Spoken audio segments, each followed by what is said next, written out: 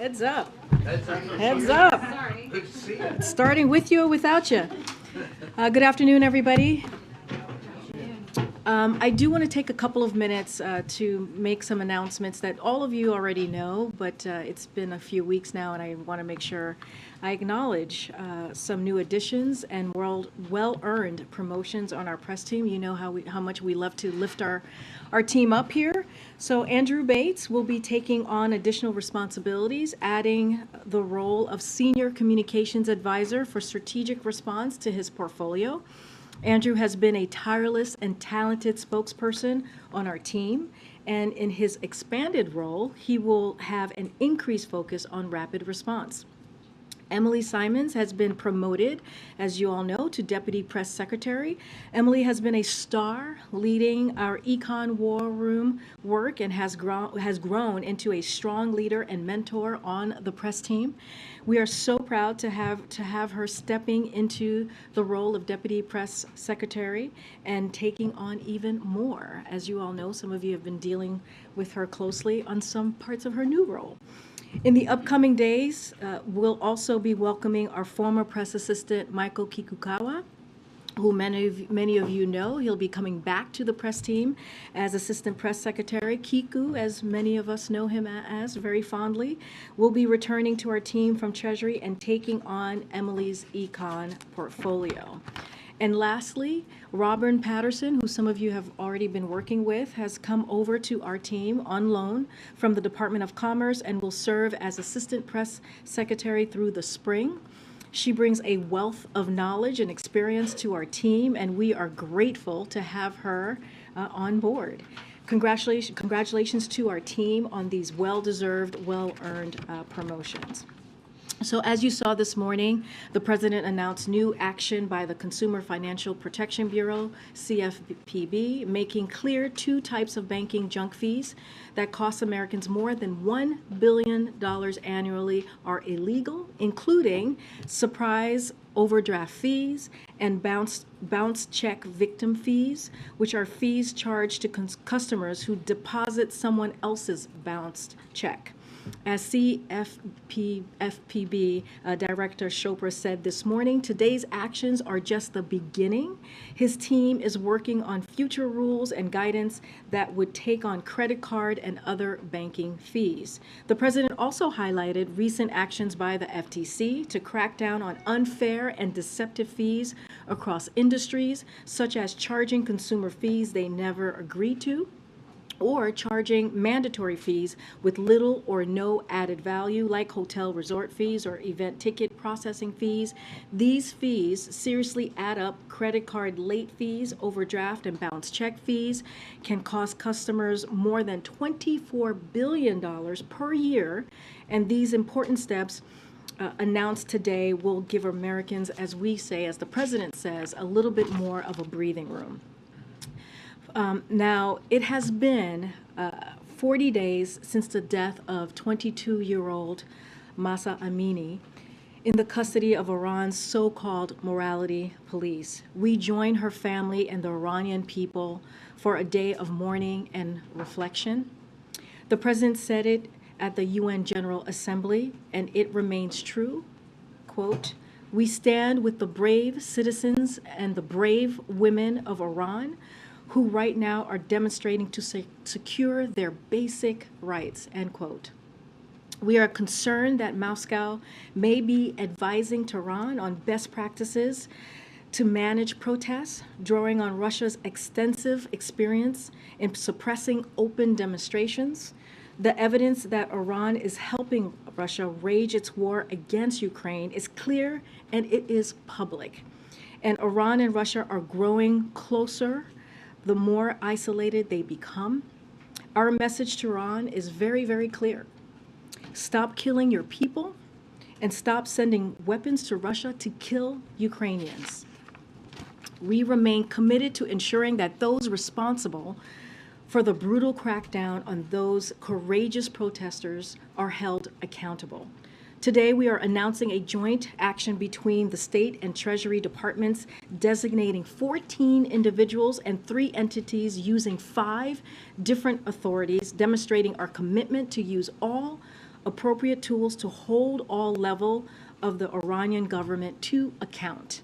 Specifically, we are designating Iranian government officials who hold leadership positions within Iran's police and prison systems and who are responsible for or complicit in serious human rights abuses. We are designating the governor of the province of Sistan and Balochistan for his role in overseeing the violent response by security forces against peaceful protesters. We are designating individuals who are actively serve as commanders in the IRGC for their brutal response to protesters. And we are designating 2 entities involved in censorship, surveillance, and malicious cyber activity against the Iranian people. The United States stands with Iranian women and with all the citizens of Iran who are inspiring the world with their bravery. We will continue taking action to impose costs on those who commit violence against peaceful protesters or otherwise seek to suppress their very, very basic rights. And with that, I will turn it over to my NSC colleague, John Kirby, who's here to take a few questions. No problem.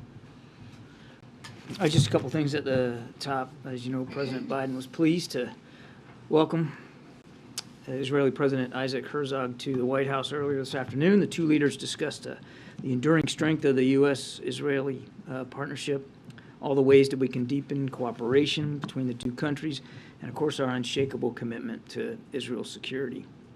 They also consulted on a wide range of global and regional issues of mutual concern, including the threats posed by Iran and its proxies. The President emphasized that his administration's pledge to ensure Iran never acquires a nuclear weapon. They also celebrated the forthcoming conclusion of a historic agreement concerning the maritime boundary dispute between Israel and Lebanon, and that was mediated by the United States.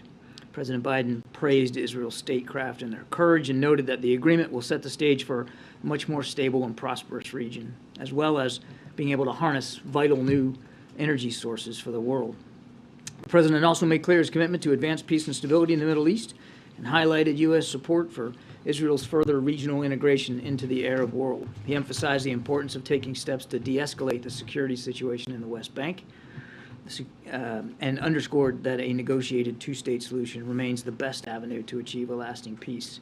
He also underlined the need to take continued steps to improve the lives of Palestinians, which are, of course, critical to peace, security, and prosperity in the region. I think you know, just a second, he's meeting with senior defense leaders right now. This is part of a semi-annual senior leaders conference that the Pentagon hosts twice a year, bringing together all the commanders of the 11 combatant commands, as well as the leadership, both civilian and military, of each of the 6 branches of service.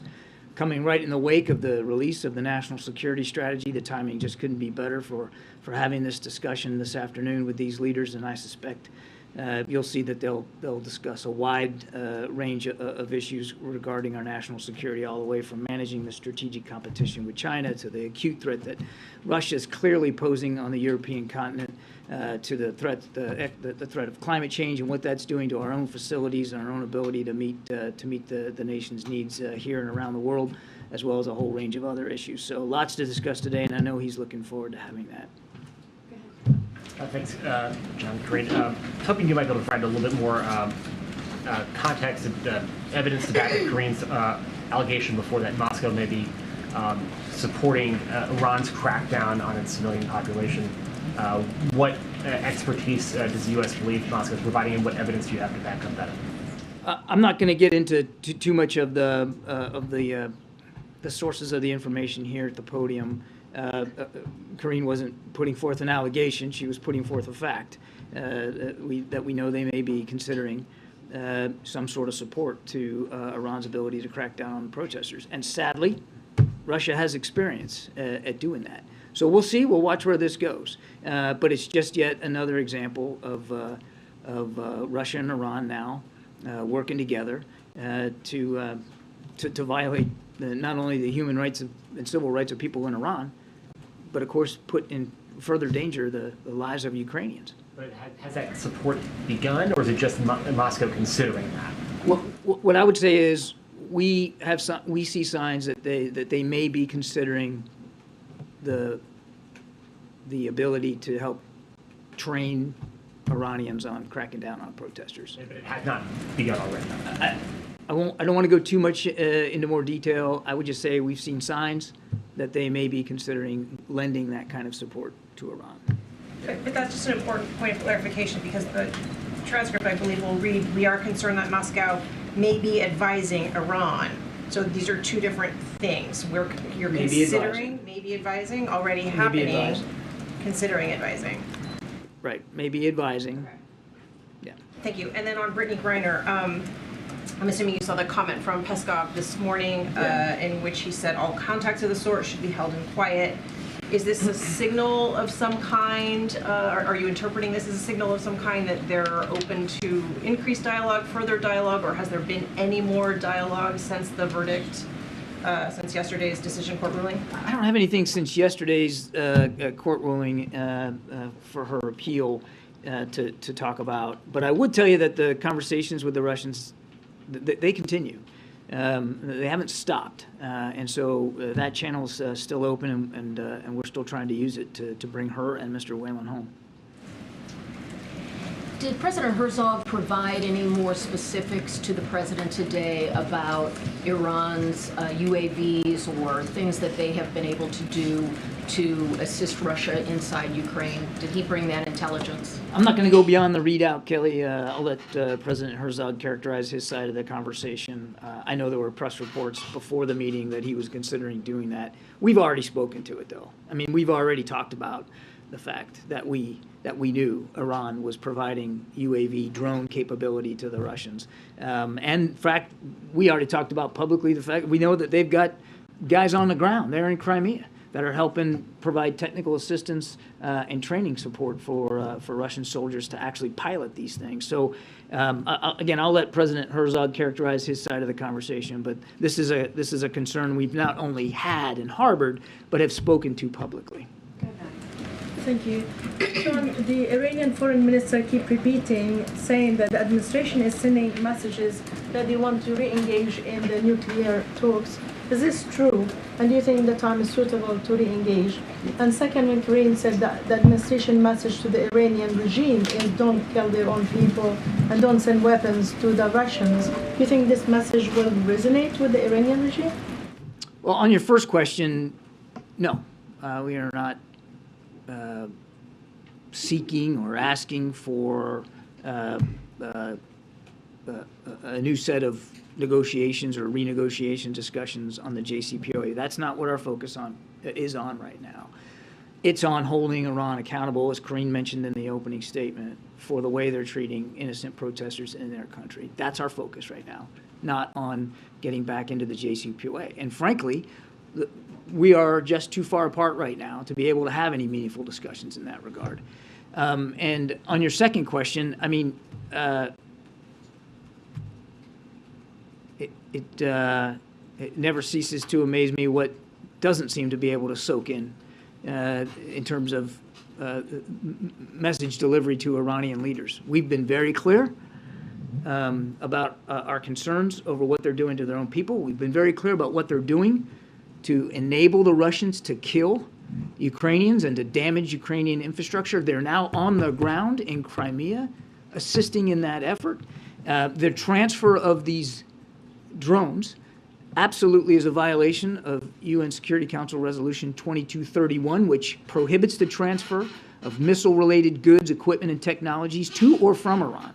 So I don't think we can be any more clear about our concern about what they're doing. And we're going to continue to work with allies and partners and with the UN to see if there's additional ways to hold them accountable. Karine mentioned, just with respect to the treatment of protesters, another 14 now sanctions in place just today. And we're going to continue to stay at it. Admiral, it has now been exactly a month, a full month, since the explosions of the Nord Stream pipelines. Is there any update in the investigations to what happened there? I don't have an update for you, Jonathan. We still believe it was an act of sabotage. There's investigations that are ongoing. I'm not going to get ahead of them. There's no suggestion as to who conducted the sabotage? I'm not going to get ahead of ongoing investigations. John, I wanted to ask About Saudi oil production. Over the summer, did the U.S. strike a deal with Saudi Arabia to boost oil production? Look, there was, and we talked about it before the trip, that energy security was going to be something the president talked about when we went, that we were having conversations with Saudi Arabia before the trip about better balancing supply and demand. And obviously, when you heard the president himself in Jeddah after the bilateral conversation that we had, that he was hopeful that there would be a boost in production. There was a boost in production afterward. What I would tell you is, and I've seen the press reporting on this, there were discussions before the trip, obviously, about a better balance of supply and demand to stabilize the energy market. Of course there was, and we talked about that openly. But this recent decision by OPEC Plus to now cut these 2 million barrels certainly is not, and Karine said this a gazillion times, it's not in keeping with what we believe was the actual mathematical analysis of what needed to be done for supply and demand at a time when supply is the predominant challenge. We didn't believe it was in keeping with that, and it certainly wasn't in keeping with the conversations that we were having. But did those conversations ever culminate in a concrete deal with Saudi Arabia? Did Saudi Arabia ever agree that they would boost oil production? Again, I'm going to go back to what I said before. There were conversations before the trip, as you might imagine there would be, about an architecture that could better balance supply and demand to include what ended up as an increase in production at the end of the trip. I think I'm just going to leave it there. And then just a quick follow-up then on OPEC's decision, because the president said there could be consequences. Do you have any update on what those might be? No, the president's national security team is taking a look at that right now, internal here to the National Security Council, looking at options. Looking at this bilateral relationship with Saudi Arabia and what options we would like to tee up to the president for him to consider going forward. But the president also said he wants to talk to members of Congress, and obviously the members of Congress are not here in town. So we're not in a hurry. We're not in a hurry, and we don't need to be in a hurry. But clearly the president believes that we need to make sure this bilateral relationship, quite frankly, like every bilateral relationship we have with friends, partners, and allies, is suited to the national interests of the United States of America and to the security interests of the American people, and that's what he's going to stay focused on. But no, I don't have a specific update for you. Staying on that topic, the Saudi energy minister said yesterday that when it comes to this conversation, his country is taking the maturer route. He said that at the conference known as Davos on the Desert, on the global stage, with one of the world's leading financiers. You saw it. So what do you make of the implication, then, that the U.S. is acting immature? I obviously refute that, of course. This isn't look, this isn't, it's not like some high school romance here. We're talking about a significant, important bilateral relationship, a partnership that has survived over 80 years, an important partnership, a strategic partnership. We said that even before the trip. And I don't think talking about it in terms like that necessarily lends the gravity of how important this relationship is to the way that we're considering it. The decision was regretful. It was, as the president said, a mistake to make that cut. It was certainly not in keeping with our analysis of what needed to be done to help better balance supply and demand on the market. Now, look, we have not seen the decision itself result in an increase in oil prices. In fact, oil prices continue to come down. They're down like 30% right now from June. And, of course, prices at the pump here in the United States are down about $1.20 since about that same time frame. So we haven't seen a radical effect here on prices, but that doesn't mean that we're all of a sudden happy about the decision. At a time, as I mentioned before, when supply on the market is the predominant challenge, we felt that this was short-sighted. And again, we're gonna obviously take a look at the relationship going forward, and I can assure you that whatever this relationship looks like at the end of that process, it's going to be how we get there is going to be done in a very deliberate, measured way, keeping in mind our national security interest and those of the American people, the American troops and the American citizens that live over there, 70,000 of them in Saudi Arabia, as well as the strategic partnership that we have had for 8 decades with Saudi Arabia. All that will be factored in. If I can ask a question on a completely separate matter. On word yesterday from the president that the U.S. has been in constant contact with Russia, the parents of Austin Tice, the reporter who's been missing for 10 years in Syria, reached out to CBS News. They asked this question, which I'll pose to you. Why has Jake Sullivan not followed the president's directive of May 2nd to get a meeting with the Syrians? I'm not going to get into Jake's individual schedule. What I will tell you, first of all, obviously, our thoughts and prayers continue to go out to the Tice family, and obviously we want to see Austin home. No doubt about that. And we continue to work this very, very hard. I don't have anything on Jake's schedule to talk about, but I can assure you that the national security team is still focused on this. We believe he's alive, John? We're still focused on Mr. Tice. John, the Saudis took a veiled shot at the administration for selling the country's emergency oil reserves and said that that decision may become a painful one in the next few months. Is there any indication that they plan to further cut production? I'd have to refer you to them, Jackie. I don't have insight into what their future decisions will or won't be. What we did propose that they not make a decision right now and wait until the next scheduled meeting, which was very early next month. So we'll see what they end up doing at this next meeting. Do you feel that the administration has sufficient insight into what foreign governments are going to do, given the reporting that the U.S. thought that there was a deal to boost production through the end of the year, that the decision from the Saudis and OPEC Plus came as a surprise and caused a bit of a meltdown in the West Wing? And your answer just now saying that, don't have insight into what they might be doing. Is that at all a failure of our diplomacy or foreign policy? No, I mean, there's a lot there. First of all, we didn't have a meltdown.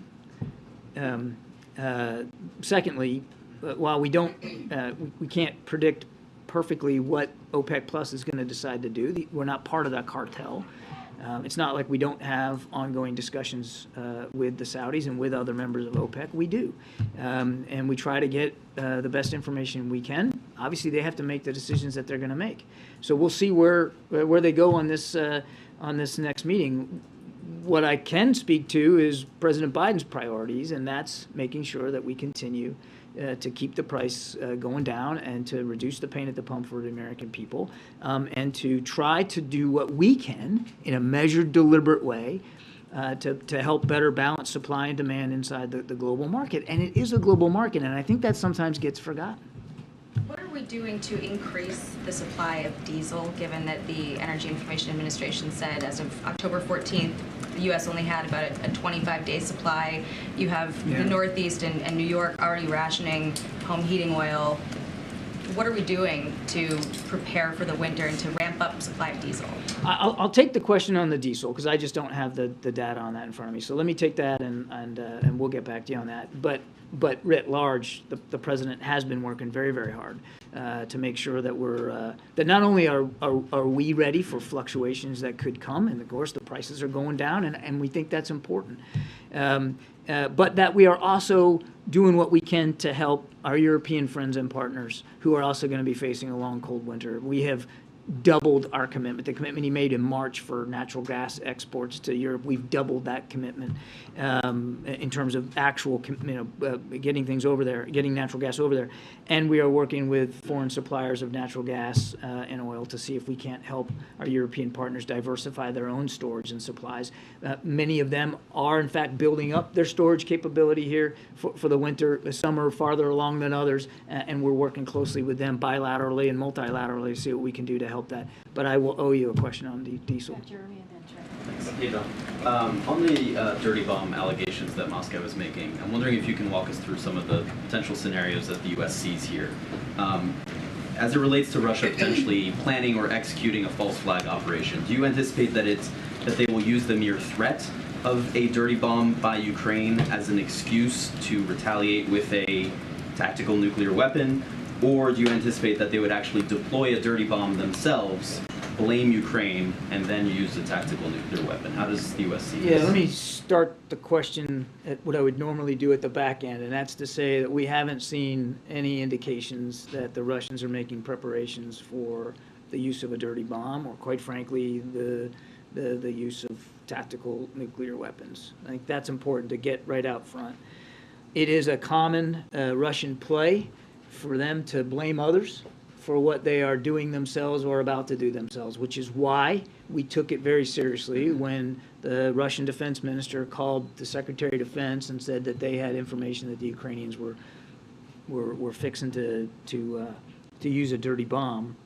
So obviously, it's a false allegation. That's not true. The Ukrainians have nothing like that in mind. They have no intention to do that. So that's why we take it seriously. Now, the question you're asking is, are they just using the threat of it, or are they actually doing it? Again, we've not seen any indications that they're making any preps to do that. I wish I could get inside the Russian mindset here and tell you exactly what they're thinking with respect to why they put this out there. I can't do that. All I can do is tell you we took it seriously. We've spoken about it publicly. We're monitoring it as best we can, and we're going to make sure that we can continue to do what we have to do to help Ukraine defend itself. So are you preparing for both of those scenarios? We are making sure that Ukraine can defend itself against a range of threats that the Russians are posing inside Ukraine, and I think I'm going to leave it there. And lastly, you've made clear that Russia using a tactical nuclear weapon would be crossing a very significant line. Do you view the use of a dirty bomb as crossing that same line? The use of a dirty bomb would cause significant casualties depending on the size of it, and certainly follow-on casualties as well from radiation exposure. I'm not going to classify it one way or the other, except to say that it would be yet another example of Russia's brutality on the Ukrainian people, another level of atrocity. If they were to do it, that would have to be dealt with and properly, and they would have to be properly held accountable for it. Does the White House agree with President Zelensky's comments this week that Israel needs to step up its support for Ukraine and specifically to provide air defenses? That's for the Israelis to decide. There's more than 50 some odd nations that are providing some measure of assistance to Ukraine, most of it in the security realm, weapons, non-lethal, money. That Secretary Austin holds the Ukraine contact group meeting now. I think he's had 6 or 7 of them. And here's the thing about it. Every nation that comes to that meeting, they do it on their own terms. And they decide for themselves what they're willing to provide to Ukraine. So not long ago, we were all talking about Germany because, there were issues about what Germany was doing or not doing. And Germany has evolved its own contributions over time.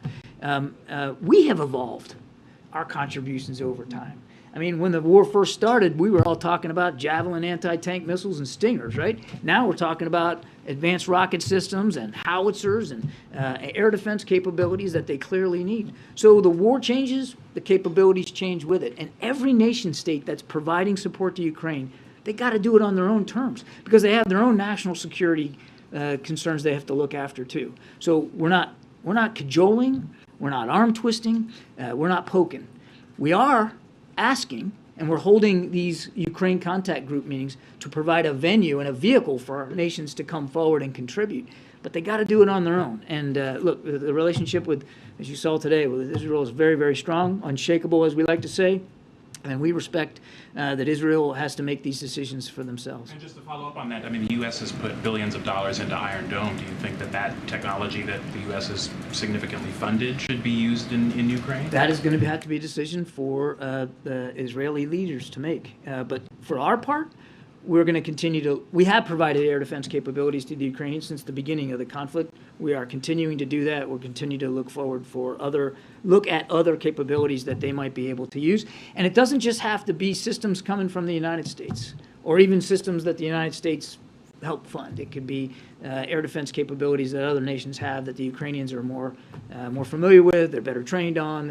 They have they have the tech support to support them. So we're going to work across the board. And just finally on Israel, do you agree with Senator Robert Menendez that the inclusion of far-right lawmakers in a governing coalition in Israel would threaten U.S. ties and threaten peace in the Middle East? The kind of government that the Israeli people put in place is up to them. It's a democracy. They get to decide that. We're confident in this bilateral relationship and the strength of it. We're confident that no matter who the Israeli people elect, that we're going to be able to work with them going forward, because there's an awful lot of shared challenges. Thank you, Karine. Thanks, John. I want to follow up on Trevor's question in regards to Ukraine's request for Israeli air defense system. So I guess I just want more detail. Does the president understand? I'm sure you do. Does the president understand that Israel cannot poke Russia too much, considering its security interest in Syria? Or, I mean, you said there was no arm twisting, but was there even a conversation about asking President Herzog or asking Israel to reconsider about supplying these air defense systems? I'm going to leave the conversation to the readout and what you heard the president say today. We are not taking a position where we're trying to put a guilt trip on a country to contribute a specific capability to Ukraine. We are talking, and they talked today about Ukraine, of course. We're talking to countries all around the world about what we can collectively do to support Ukraine, and certainly what they're willing to do to support Ukraine, but it's got to be their decision. And a follow-up on the drones, the Iranian drones to Russia. You've mentioned that it violates UN Security Council, but does the administration believe that Iran, by doing these transfers, is committing or at least complicit in war crimes or violating international law? There's we as well as some of our partners at the UN have called for an investigation into this exact issue. So I'm not going to get ahead of that. We do think it should be investigated. But you can go online and look at 2231 yourself, and it clearly says no transfer of missile-related items, goods, technology, or equipment to or from Iran. Clearly, they're doing that inside Ukraine and to help Russia. I think we're stepping back just a little bit. This is, Karine alluded to this at the top. It's another, this whole relationship. There's another indication of how isolated both nations are from the rest of the international community. It's also an indication of two things in my mind. One, Putin has no intention of sitting down at the negotiating table anytime soon. And two, that his own defense industrial base has been hurt now by the sanctions and export controls, that he has to rely on a country like Iran to provide these unmanned aerial vehicles, which are, we're not talking about ISR, intelligence, surveillance, reconnaissance platforms that can image things below. These are basically kamikaze drones. They're meant for one purpose and one purpose only, and that's to go hit a target, go kill people, go destroy infrastructure. That he's doing that speaks to the brutality he's willing to continue to prosecute this war, certainly no interest in sitting down, and that he is having trouble in his own defense industrial base, that he has to turn to another country like that. Just to follow up on the regional air defense system that the U.S. is trying to help facilitate in the Middle East. Can you give us a little bit more details? What kind of buy-ins do you have from Gulf states? Is it going to be one network with all the partners in there, or is it going to be a hub and spoke, returning to CENTCOM perhaps? And whether the latest decision by OPEC Plus and the rising tensions between the U.S. and Saudi might complicate this effort? I'm sorry, was this about integrated air and missile defense? No, we still believe that that's an important capability that we'd like to pursue. It was on the agenda when the president went to the Middle East in July. It's still on our agenda of things to explore. Central Command is working through the modalities with our partners in the region. We still think it's an idea worth pursuing. No, and there hasn't been. I mean, it's not. This is not the kind of thing that you're going to be able to slap together and just do in a couple of weeks. Integrated air and missile defense means netting together a series of sensors as well as kinetic capabilities, interceptors, missiles, and the launchers that put them up into the air, netting all of them together in a coordinated way so that everybody shares the benefit of the missile defense capabilities of your neighbor. And given the fact that Iran's ballistic missile program continues to improve and grow, we still believe there's a lot of merit in that idea. John, just to follow up on the Iranian drones, is the U.S. considering additional sanctions over the supply of those drones to Russia, in addition to what was announced today? Well, the sanctions today were really about the way they're treating protesters. You saw, I think it was last week, we did issue some additional sanctions with respect to their provision of these drones to Russia. We're not taking additional sanctions off the table. I don't have anything to announce today, but clearly, if and when we do that, we'll make that public. And a follow up on the nuclear talks, you've said that it's not the focus right now, but does the lack of urgency at this stage indicate that the administration has given up on the talks? Well, I'd push back a little bit on the lack of urgency. What I said is not our focus right now. Our focus is on holding the Iranian regime accountable for how they're treating their own people. And we're just too far apart. I mean, Iran continues to make demands that have nothing to do with the nuclear deal that they want put in there, and we just aren't there. As I said in my opening comments in the meeting that the president had with President Herzog, we reiterated that our commitment, the president's commitment, to making sure Iran cannot achieve a nuclear weapon. Obviously, diplomacy is still the preferred path to do that. We're just not in a position where that's a viable option right now. So I disagree that there's a lack of sense of urgency. We don't want them to achieve this capability, but right now, what we're focused on is the way they're treating their own people. Can I ask you a question? Can I ask you a question about Wagner Group in Africa? A lot of officials, the U.S. officials have been warning that the Russian mercenaries are creating havoc in Mali. I want you to react. Do you understand the void that they are there to fill? Do I understand what? Do you understand the void that's been created for the Malian government to invite the Wagner Group into Mali? I don't have a lot of insight into the Wagner Group's activities in Mali. So I can take the question for you, and we can see if we can get you an answer. I just don't have the insight on that issue. I'll just say, broadly speaking, Wagner Group is very active, of course, in Ukraine. We know that. They're most active in the Donbass region, that northeast section of Ukraine right now. And that they have, and we've talked about this before, I mean, they have been recruiting fighters from North Africa, from the Levant area to aid their efforts on the ground. It's a private military contractor, and they're not above that kind of recruitment effort. But as to what they're doing in Mali, sir, I just don't have that for you. Okay, hold on a second. Let's be... John is kind enough. He's gonna. I know, but we're gonna get to everyone. Just hold on. You were not called on just yet. Go ahead, Sebastian. Go ahead, Sebastian. Okay, thank you. Can I just zoom out a bit on Ukraine, because we've had a lot of nitty-gritty on which weapon systems and so on. Zooming out, I know you've had this question before, but I think it's kind of a crucial one. The mantra is that the support for Ukraine will go on as long as it takes. I think that's pretty much the wording. Obviously, forever, presumably, is nothing that anybody wants or could ever even plan for. So, does the administration have a clear view of what's going on now and what's being built up is going to end in a Russian withdrawal / defeat, Ukraine victory? If not, what is the, as long as it takes, where does it go? If you're asking if we can predict the end of this war, what it's going to look like and when, the answer, of course, is no.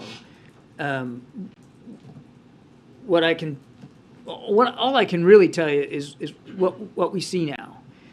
Okay, neither side is in a position to sit down and negotiate. I just went through the whole litany of why Putin is clearly continuing to prosecute this war in a brutal, violent way. President Zelensky has said himself that they're focused on their counteroffensive operations. They are not in a position where they want to negotiate. Our job, our role here is to make sure that we continue to support Ukraine in the field so that if and when it comes to the table, President Zelensky is also able to succeed in his negotiations. He gets to determine He gets to determine when that is. He gets to determine what success looks like. And he gets to determine what he is not willing to negotiate with the Russians. But we're just not there yet. So our focus is on making sure he's got the tools and capabilities he needs to succeed on that battlefield, because that battlefield success will, no question, have an impact on the if and the when and the scope of any negotiations going forward. And yes, we've said as long as it takes. Quite frankly, we'd like for as long as it takes to be 420 today, right? It would be great if it ended now, but it ain't. And until it does, we've got to make sure that we're postured to help Ukraine. All right, we're going to try and take as many as we can. Just to sort of follow up on kind of the conversations you've been having about Russia and Iran, is the assessment then that that relationship has grown closer since the invasion of Ukraine? I think it's hard to argue that it hasn't, at least from a tangible perspective, in terms of the transactional nature of this, it's hard to argue that it hasn't grown closer. Okay. Thank you, John. Two questions. First of all, regarding the, God forbid, deployment of a dirty bomb against Ukraine, I'm sure the administration would hold Russia accountable, except Russia's not going to own up to it. They've been fighting this proxy war since 2014. Most of the attacks taking place in the Donbass, Russia was like, hey, it's got nothing to do with us. Same with the attack on the Nord Stream pipeline. If we don't know who is behind the attack, how are we able to hold anybody accountable? First of all, there hasn't been one, and we don't want to see one. All I can tell you, and that's a very hypothetical question. All I can tell you is we're monitoring this as best we can. We know that the Ukrainians are not planning, are not thinking, are not preparing for the use of a dirty bomb. We know it's a part of the Russian playbook, again, as I said to Jeremy, to blame others for that which you're going to do yourself, which is what gives us concern. We're going to watch this as best we can. I can't tell you with perfect specificity that should one get used, we're gonna know the time and the place and the size, and that we're gonna be able to have forensic evidence right on the ground about where it came from. But we're going to treat it seriously, and we're obviously to the degree Russia needs to be held to account for that kind of activity, we'll do that. The Ukrainians are not preparing for that right now. That's right. Okay, my second question is, has the administration been tracking the UN's inquiry into, UN Commission inquiry into Israel's little war with Gaza last year, and the condemnation that went only against Israel, not against Hamas? And is that something you're prepared to comment on? I don't have a comment for you on that today. All right, Brian and Toulouse, and John is kind enough to stay a little bit longer. We're going to move the 4:30 backgrounder, so folks. Thanks, Karine. Thanks, John. Just to follow up to last week when we spoke, on Ukraine and the dirty bomb, we both know those things can be very hard to detect if it's brought to the front. How confident are we that, or how confident is the DOD, how confident are you that hasn't happened, and are there additional preparations to be made to ensure that it doesn't happen? I'm confident that we're monitoring this as best we can, and I say as best we can on purpose, because it's not perfect. We don't have perfect visibility into everything that might be done or have to be done if one were going to actually use a dirty bomb. And just to make clear, it's a conventional explosive device using radioactive material to use the explosive device to spread that. And a lot of it would depend, on size and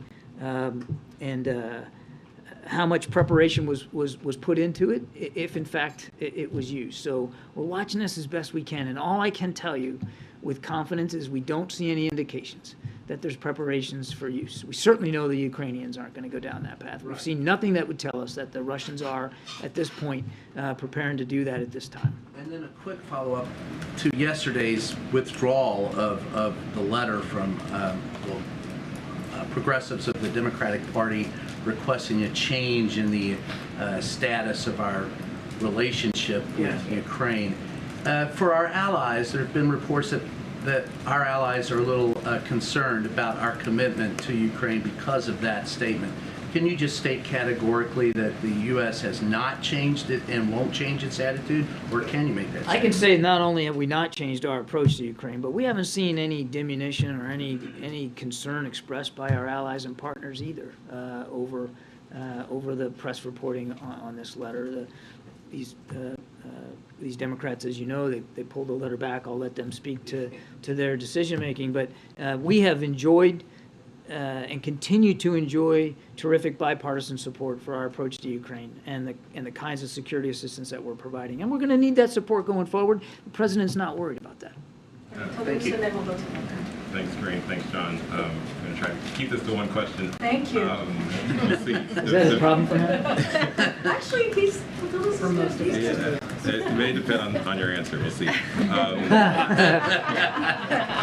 President Herzog said today that President Biden would be attending COP27 in Egypt. I was just wondering if you had any details on that trip and any information about what the president hopes to accomplish in Egypt. I don't have any travel or schedule for the president to speak to today. Second question then. On the U.S.-Saudi relation review, you said there's no hurry, that this could take a while. The president can take his time to do this review correctly. Obviously, there's some things that have happened between the announcement of this review and today, and obviously more things could happen. Yesterday, we heard about how it was noteworthy that the Saudis had voted against Russia at the UN and had provided millions of dollars for Ukraine. Today, you said it wasn't so great that the Saudis were talking about who's mature and not mature in the relationship. You talked about the upcoming. I don't think that was helpful dialogue. No. So my question is sort of, are there things that the U.S. is looking for the Saudis to do between now and the completion of this review to shape the way and the direction of the review? Are there things that the Saudis could do to shape the direction of the ultimate? We haven't given them like a to-do list. I mean, that's not the way a strategic partner acts with another partner.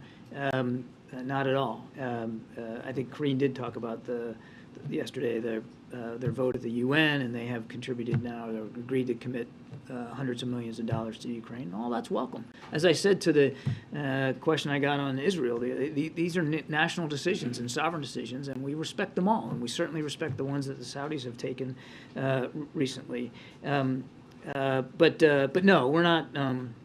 It's not like we have a laundry list of things that they have to do or that we're asking them to do. I want to go back to what I said before, at the risk of sounding redundant. It is a strategic partnership, and it has been for 80 years. Nobody's talking about rupturing it. It's an important partnership that bears fruit in the region on many different levels: counterterrorism, climate change. I mean, there's a lot there.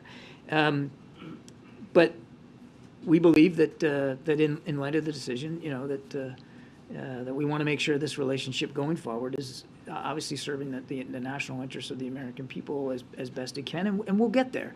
And as I said earlier, it's not going to be rushed. It's not going to be done in a careless way. We'll look at this very, very deliberately over time, and in consultation with members of Congress. But no, there's not a list. Three more, and then we'll let John go. Thank you, Karine.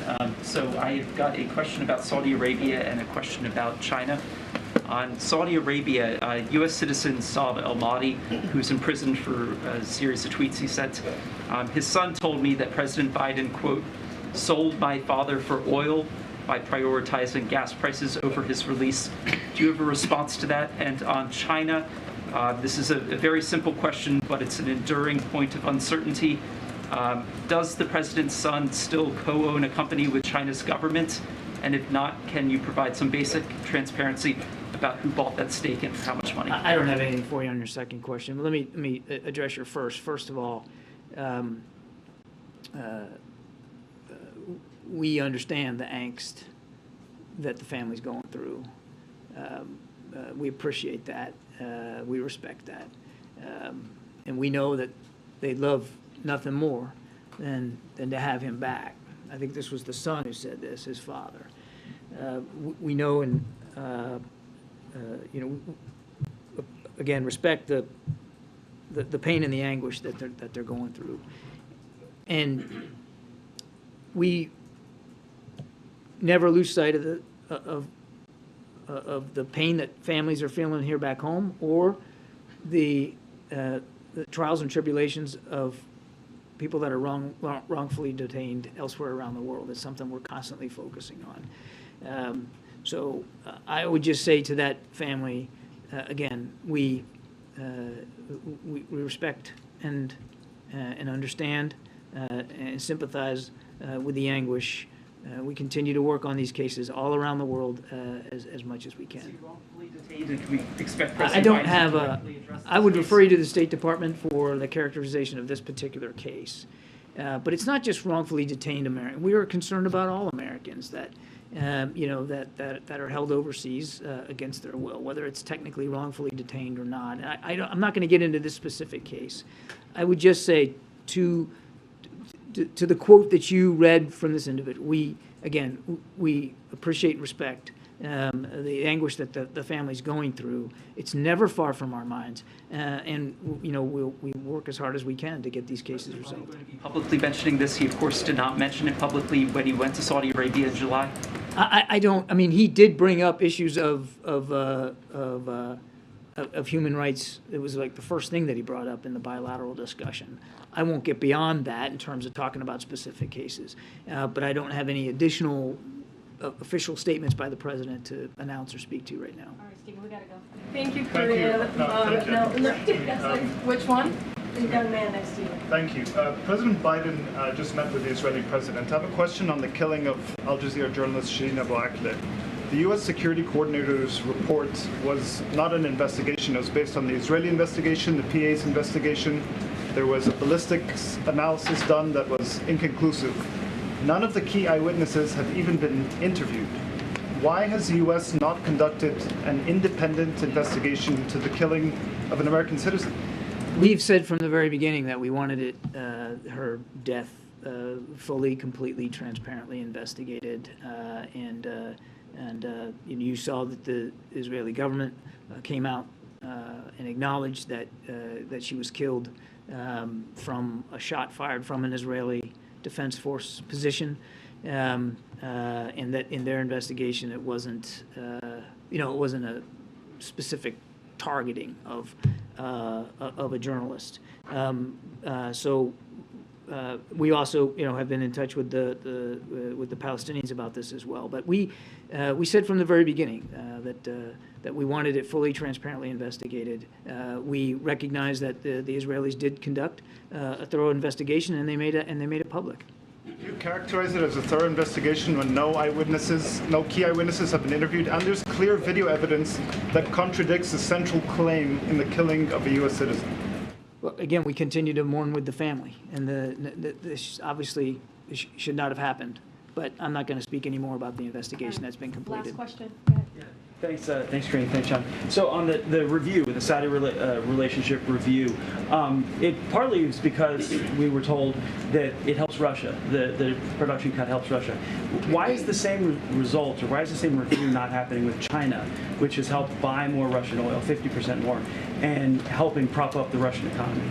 We have been very public about our concerns over people purchasing Russian oil, and we've called the Chinese out for this as a major consumer of Russian oil because it does help keep the price higher than what we want. What we've done to counteract that, I mean, you're talking about a specific tactical decision by OPEC Plus to make a cut, which we had analysis that showed that wasn't the best thing to do for the market at that time. And that we did believe benefited Russia. We have been no less transparent or candid about talking about our concerns over Chinese purchases of Russian oil on the market, which also helps keep that price up. Which is why we are working with our European partners to try to get a price cap in place for the Russian oil on the market, so that Mr. Putin can't profiteer off it anymore. But is there a review of the relationship between U.S. and China? I don't have an announcement of a review of the relationship. These are literally apples to oranges you're asking us to compare here. We have, I mean, take a look at the national security strategy, which we just released a couple of weeks ago. Makes it pretty clear how we feel about the bilateral relationship with China. It's a strategic competition, a competition that the president believes the United States can win.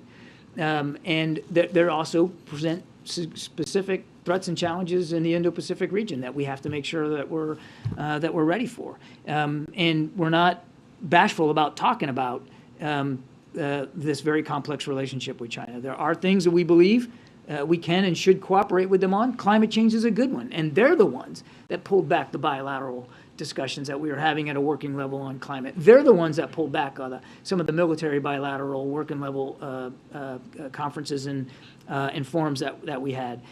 So there's tension in this relationship. We believe we can manage that tension. We believe we can succeed in this strategic competition. And again, I would point you to the national security strategy, which I think lays it out perfectly clear, how we look at this bilateral relationship and, with or without a review, how we're going to manage that relationship going forward. Thanks, everybody. Appreciate it. Thanks, John. All right. Thanks, John, for your time. Appreciate you. Okay. We have about 15 minutes. So, Zeke, you want to kick us off? Karine, did the president watch last night's Senate debate in Pennsylvania? I knew you were going to ask that question.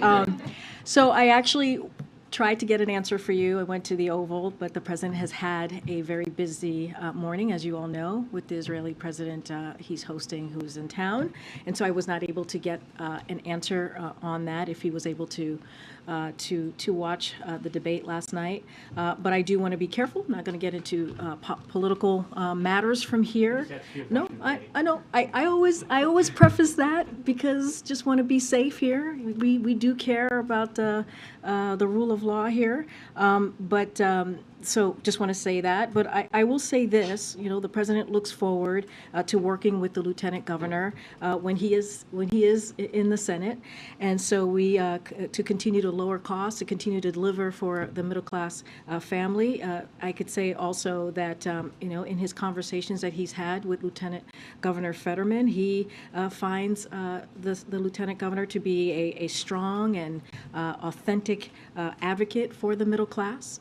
And as you know, he has traveled many times to Pennsylvania, and they've had events together. And he's looking forward again to continue to work with him. A separate question. We know Friday the president plans to meet with Lieutenant Governor Fetterman in Pennsylvania. It's also the first day of early voting in Delaware. The last time there was an election in Delaware, the president had to make a last-minute trip up there to vote in the primary at some significant taxpayer expense. Does he plan to vote early or on election day? Look, the president, as you know, believes that people's right to vote is incredibly important, and he clearly exercises that right. And I don't have anything to preview on his schedule about when he's going to be voting. And when that happens, we certainly will. You will all know, but I don't have anything to share on the timing of when he's going to vote. He certainly will vote. I just don't have a timing on when. Okay. And just a really quick follow-up to Zeke's question. Given the amount of time that the president has spent with Fetterman, and the conversation that is happening today in the wake of last night's debate performance, does the president have any concerns about, has he ever raised, either in a conversation with you that you've been a part of or with others here at the White House, any concerns about his health? So I'll say this, in personal conversations that the president has had with the lieutenant governor, the president has found him to be impressive, an incredibly bright and talented person who's just as capable as always to carry out his office, the duties of his office. As we know, he is lieutenant governor currently, and has great ability and heartfelt concern for the people of the Commonwealth. And that is what the president has observed himself. That is, as is the case before and is the case today. And he respects the courage and the honesty that he sees from the lieutenant governor, that he's experienced in their conversation and their relationship over time. And we have of course, as relates to your question about his health, seen the same comments from independent medical experts that you all have noted, and that the improving symptoms he has have to do with the speech and hearing, not all with cognitive function. So again, he thinks that he looks forward to working with the lieutenant governor in the future, and sees him as an authentic individual who is fighting every day for the middle class, and finds him incredibly impressive. Given the president last week in Pittsburgh, when we were traveling with him, said that he did think Democrats would be able to hold the Senate. Does he still think that today, given last night's debate performance? I mean, look, I'm not going to get into analysis here. There are people out there who are political pundits who are clearly doing that every day for the next 2 weeks or less than 2 weeks. So not going to get into those specifics. Here's what the president believes. He believes that the American people have a choice. There's so much at stake for our country, and he believes that the choice is very, very clear. He believes that Democrats and congressional Democrats and the president have a lot to speak to, and you've seen that across the past several weeks from this president. He's talked about student loan. He's talked about economic recovery. He's talked about today even the junk fees and what his administration is doing to make sure that we give a little bit breathing room for the American people. He's talked about lowering costs. We see gas prices, as Kirby was saying, has come down about $1.25 a gallon because of the work that this president has done. So he believes, and let's not forget the Inflation Reduction Act that only Democrats voted on, that's going to lower healthcare costs. That's going to really put in a great effort in fighting climate change and also lower energy costs. So for him, he believes, and also congressional Democrats, because you hear them talking about it as well in their districts and states, have a lot that they have delivered for the American people, and that's going to be his focus these next couple of weeks, as it's been these past several months. Just one more question. Given, polls show that voters at this point, the primary concern heading into the midterms is inflation and the economy. By a 2-to-1 margin, voters trust Republicans more than Democrats to handle the economy. I wonder, given this sort of majority sentiment of voters, is the president considering making any changes to his economic team after the midterms? No. Today, the rank and file and the Brotherhood of Railroad Signalmen voted 61% against the tentative agreement that was brokered by the administration to stave off the railroad work stoppage. What's the White House's reaction to that, and are you concerned that the strike is ahead? So a couple of things. I do want to give a little bit of a laydown of what we think here. The unions that have not ratified and the railroad employers have agreed to a cooling off period that extends well into November, giving them adequate time to continue their work and ensuring that our economy is under no immediate threat. The president remains focused on protecting America's families, farms, and businesses by avoiding a rail shutdown. That is our priority, of course, when it comes to these discussions. Both sides have said they share that desire as well. As the president has said for months, any shutdown would be completely unacceptable. It is the responsibility of the parties involved to resolve this issue, and any idea that kicking this to Congress will result in a quick or favorable outcome is deeply misguided. That is our view from here. These unions' rejection of the current proposed contract does not mean we face an immediate rail shutdown. That's not how we view it. But it does mean that the union and the employers have additional work to do. Unions are democratic organizations, as you all know. We stand ready, as we did earlier this year, to support the parties in their efforts. We continue to urge both sides to work in good faith and avoid even the threat of a shutdown. We remain laser focused, as before, on taking any appropriate steps to ensure that our America's rail system keeps moving, so our families don't have to suffer from this. Just a real quick follow-up. This is now the second union to have the rank and file reject the tentative agreement. Is the president himself going to get more directly involved in this?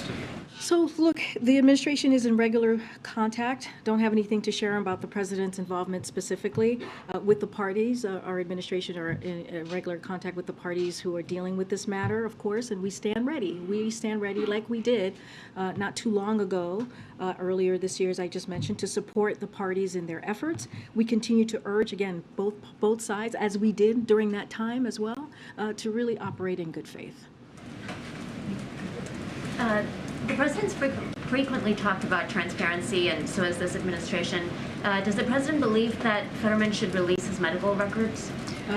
I've been asked this question, and I leave that over to the lieutenant governor to make that decision.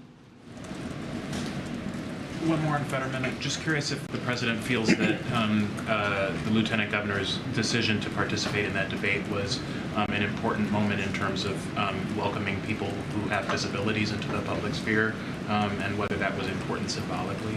Look, the president, as I said, is very impressive by his courage and that he sees from the lieutenant governor. I'm not going to get into any analysis of if he should have or should have not, but clearly, when you are in those positions, when you are a lieutenant governor, you are also a leader and on many levels. And so again, we are impressed by his courage. We are impressed by what he's been able to accomplish these past several months, and the president will continue to work with him down the road. Thanks, Karine. I wanted to ask you about Leader McCarthy's comments that a Republican majority would not write a blank check as it relates to Ukraine aid. My colleagues are reporting that McCarthy has been reassuring Republican lawmakers that his comments about Ukraine aid, that he wasn't planning to abandon Ukraine aid and that he was simply calling for more oversight of federal dollars. I'm wondering if the administration accepts that interpretation, or if you have any comment on it, and also whether McCarthy or his office have reached out, or if you've had any conversation with them about the future of Ukraine aid. So I'm just going to repeat what the president said when he was asked this question, because I think he touched to the question that you're asking me. He said he understands why people have concerns. The cost to support Ukraine is great, but also we have to understand that because of our support for Ukraine, it is a lot bigger than just Ukraine, right? We're talking about a democracy. We're talking about Ukrainians who are fighting for their freedom. We're talking about an unprovoked war that was started by President Putin. And we all understand that. Our partners, our allies understand that, and congressional members understand that too. Because remember, the support that we have seen has indeed been bipartisan. And just to continue what the president had said, he said it's about supporting NATO and all of Europe. It's about making sure that Putin is not able to succeed through his brutal actions. And our support for Ukraine will remain strong until the end of this war. So we are committed to supporting Ukraine during this time, and we are impressed by their bravery, and we're going to do everything that we can to continue to give them that assistance. Just given the significant possibility that Republicans will retake a majority in the House, have there not been any conversations between the White House and Leader McCarthy's office about the future of Ukraine aid in the wake of those comments? So I'll say this, I don't want to get too much into hypotheticals from here, but I'll say that we have kept that line of communication open throughout these past several months with congressional members. Remember, this is a bipartisan effort, and we appreciate the bipartisan effort, and that's what we will continue to work towards. Go ahead, Kelly. Was the White House in any way surprised by the performance of the lieutenant governor in the debate? I know that people here, including not just the president, but others have been in touch with him. But was there any surprise in terms of how he performed, given the auditory processing, given the high profile of the evening and that sort of thing? Was it a surprise to the White House at all? So look, it's been a busy day. As you know, you guys have been watching the president. He gave a speech on junk fees, which is going to be incredibly important to the American people, saving American people $24 billion. So that was something that he was certainly focused on. The Israeli president is here, who he's hosting, as you all know. So it's not a conversation that we are currently having here internally.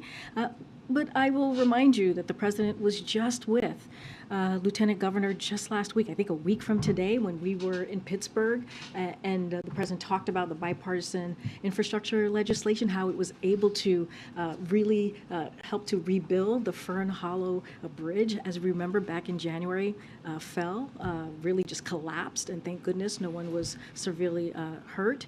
And because of the work that this president has done, we're able to rebuild that bridge in a year's time. And so, or just under a year to be exact. So that's kind of our focus. Our focus is how we're going to continue to do the work that we have been doing for the past several months. Again, the president, in his personal conversations with Lieutenant Governor, he finds him to be an authentic, really brave individual. Do you need to have any additional captioning service or anything like that to help facilitate that conversation? Well, with you the guys, president? I mean, you guys saw him. I think some of your colleagues were there when we went to Philadelphia to the fundraiser, and so your colleagues were there, and so they could speak to that themselves. And so, you know, I'm not gonna get into what he shouldn't do, not do medical. That's not my place to do. That is for the Lieutenant Governor to answer on his own for himself. But again, the president looks forward to working with him down the road. On student loans, I was wondering, is the White House making any preparations for the possibility that the Court of Appeals could block President Biden's student loan debt forgiveness? So right now, as you know, I've talked about this a few times. When we look at what has occurred with the court, it is a temporary court order, as you all know, and I've talked about this earlier. The Eighth Circuit's temporary order does not prevent borrowers from applying for student debt relief at studentaid.gov, so people should go there, studentaid.gov again, and we encourage eligible borrowers to join the millions of Americans who have already applied. But the order doesn't prevent the Department of Education from reviewing these applications and preparing them for transmission to loan services. It is also important to note that the order does not reverse lower court's dismissal of the case or suggest that the case has merit at all. So it merely prevents debt from being discharged until the court makes a decision. So we will continue to move full speed ahead. We understand how important the president's policy is because again, it's going to give families a little bit of breathing room. And let's not forget, it's going to help 90% of the borrowers that it's going to help are going to be folks who make less than $75,000. So we're going to move full speed ahead in the process, getting prepared. Again, it's a temporary order. Okay.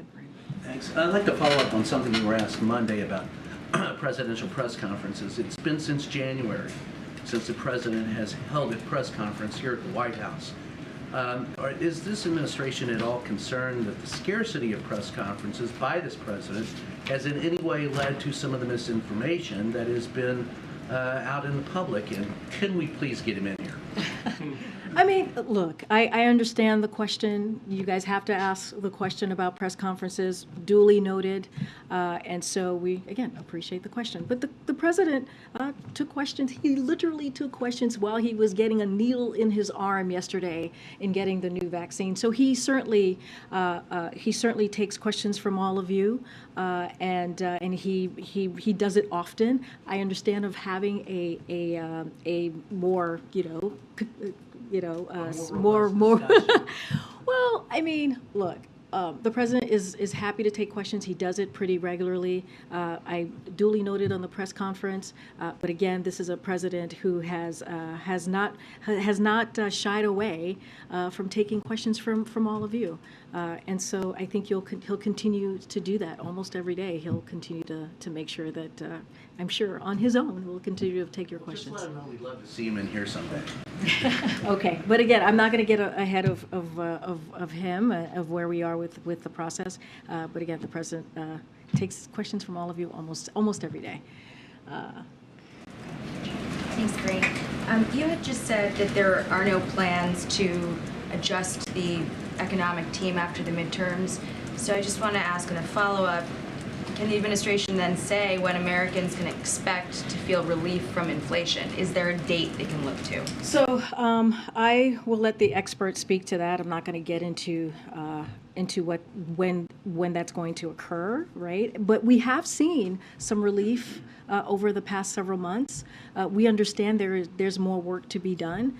But look, the president has been laser focused on doing the work every day to lower costs for the American families because he understands what inflation is doing to American workers, American families, and so he's going to continue that work. I just talked about gas prices. That has gone down about $1.25 a gallon for the past several days. It's going to continue to go down. That is saving American families about $130 per month. That matters. Last week we talked about hearing aids. That's going to how we're lowering costs hearing aids cost about $3,000 a pair. What the president did last week is going to help, tens of millions of Americans, and that matters. The junk fees going to give Americans a little bit more breathing room. So look, we understand that there's more work to do. We understand that families are being squeezed by what's happening currently with inflation. But again, we have seen some moderation. I believe we'll continue to see that. Don't want to get too much into the economist world, but because of the president's economic policies, we have made sure, the president has made sure that we don't leave anybody behind, that we have a strong labor market, that unemployment is at the lowest that it's been in 50 years, and that matters. And we should talk about that as well as acknowledging what American families are going through. I'm just going to, okay. All right, guys. Thanks, everybody. Thank you.